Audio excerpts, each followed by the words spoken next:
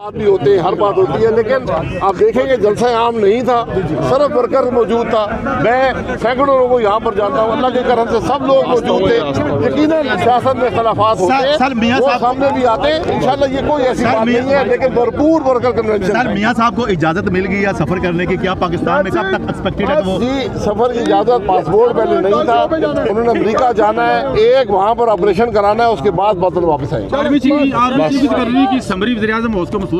मैं वज़ीर-ए-आज़म हाउस में नहीं हूँ, इसमें वज़ीर-ए-आज़म साहब के आईन उनको सवाबदीद देता है, वो फैसला करता है। अच्छा सर, ये बताइएगा कि तस्नीम हैदर जो कि लंदन में प्रेस कॉन्फ्रेंस करता है और दूसरे मियाँ साहब पे एलिगेशन लगाता है कि कत्ल की साजिश इन्होंने तैयार की, और दूसरे दिन मियाँ साहब अपने पूरे खानदान के साथ यूरोप तशरीफ ले जाते हैं। सर, ये को फवाद चौधरी कहते हैं कि उनको जवाब देना चाहिए, क्या कहते हैं सर? फवाद चौधरी जवाब दे दे। सर, आप क्या कहते हैं? मेरे भाई किस बात का जवाब दे? झूठ का जवाब दे रहे हैं।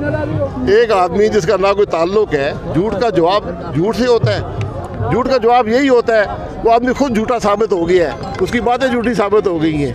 सर, आपके वर्कर कन्वेंशन के हवाले से बताएं, जेल में आपका एक ज़बरदस्त इस्तकबाल हुआ है, तमाम धड़े यकजान देखे गए हैं। यहाँ पे जो हाजिरी है वो जो है वो बहुत ज़्यादा थी कारकुनान की, और कुछ बदमगजी भी हुई, इसके बारे में प्लीज़।